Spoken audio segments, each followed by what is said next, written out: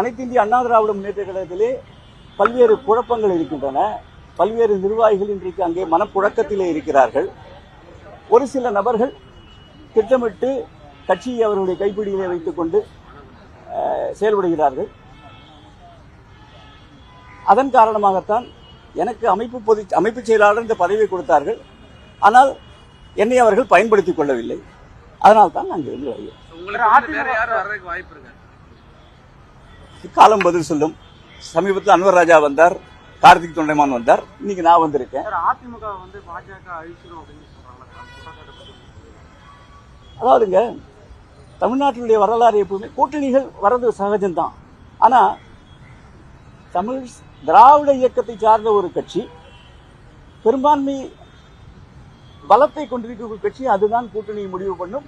கூட்டணியிலே யார் யார் இருக்குவார்கள், யார் யார் எத்தனை சீட்டுகள் கிடைக்கும், யார் எந்தெந்த தொகுதிகள், எல்லாவற்றையுமே அந்த அணிதான் முடிவு செய்யும், அந்த கட்சி தான் முடிவு செய்யும். இப்படி திமுக கூட்டணியிலே தளபதி அவர்கள் தான் அதை முடிவு செய்வார். ஆனால் அண்ணா திமுகவிலே இன்றைக்கு அதை முடிவு செய்யக்கூடிய சுவிட்ச் போர்டாக டெல்லி இருக்கிறது. டெல்லி என்ன சொல்கிறதோ அதற்கு கட்டுப்படுவர்களாகத்தான் இன்றைக்கு அண்ணா திமுகவிலே இருக்கின்ற தலைமை இருக்கிறது. எனவே நாளைக்கே தமிழ்நாட்டு மக்கள் என்ன நினைப்பார்கள் என்றால், நாளைக்கே ஒரு கால் அது அத்தைக்கு மீசை முளைத்தால் அதிமுக ஆட்சி வந்ததுன்னா கூட அதில் பிஜேபியினுடைய பங்கு எந்த அளவுக்கு இருக்கும், மத்திய அரசினுடைய தலையீடு எந்த அளவுக்கு இருக்கும், இதையெல்லாம் யோசிப்பார்கள். எனவே இன்றைக்கு எந்த விதமான பிரச்சனையும் இல்லாமல் முன்னேற்ற பாதையிலே தளபதி அவருடைய தலைமையிலே தமிழ்நாடு பீடுநடை போட்டுக் கொண்டிருக்கிறது. இந்த ஆட்சி தொடர்வதற்குத்தான் மக்கள் வாக்களிப்பார்கள். நிச்சயமாக 200 தாண்டுவோம். அதில் எந்த விதமான ஐயமும் இல்ல.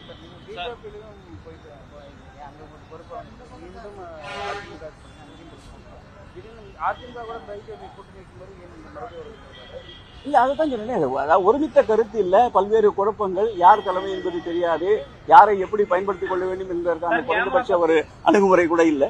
அதனால நீங்க ஏன் பாஜக தான் அடுத்த ஆட்சி பிடிக்கும் அப்படின்னு சொல்றாங்க, கலந்துட்டு இருக்கோம் அப்படின்றாங்க. நீங்க பாஜக சேராம திமுக சேர்றதுக்கான நான் தான் ஏற்கனவே சொல்லிட்டேன், மண் மொழி மானம் காக்க ஓரணியில் நினைவோம். சார், தொடர்ச்சியாக மைத்ரன் அவர்கள் அதிமுக பாஜக அதிமுக இப்ப திமுக என்ன காரணம் சார் தொடர்ந்து கட்சிகள் மாறிட்டே இருக்கு? அதாவது ஒரு விஷயங்க, தொடர்ந்து கட்சிகள் மாறிட்டோம்னு சொல்றதே ஒரு தவறான வாதம். நான் ஒரு இயக்கத்தில் இருக்கேன், அந்த இயக்கத்தில் நான் சந்தோஷமா இருந்தா நான் நிச்சயமா மாற மாட்டேன். ஆனா ஒரு பிரச்சனைகள்னு வருது, சந்தோஷம் இல்லைன்னு சொல்லிச்சு, அதுல அந்த புழுக்கத்திலேயே அந்த இயக்கத்தை தொடர்ந்து இருக்கிறதுல எந்த விதமான அர்த்தமும் கிடையாது.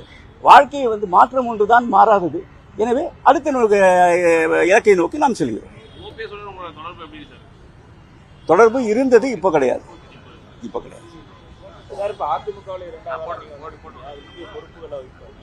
எடப்பாடி பழனிசாமி பிரச்சாரம் மேற்கொண்டு ஒரே ஒரு விஷயம் நான் சொல்றேன், அதாவது கூட்டி வரப்பட்ட கூட்டம், அதை பார்த்துவிட்டு இன்றைக்கு இபிஎஸ் அவர்கள் என்ன நினைத்துக் கொண்டிருக்கிறார்கள் என்று நான் கருதுகிறேன் என்றால், ஒரு எம்ஜிஆர் போலவோ அல்லது ஒரு அம்மா அவர்களைப் போலவோ தன்னையும் ஒரு பெரிய தலைவர் என்று அவர் நினைத்துக் கொண்டிருக்கிறார்.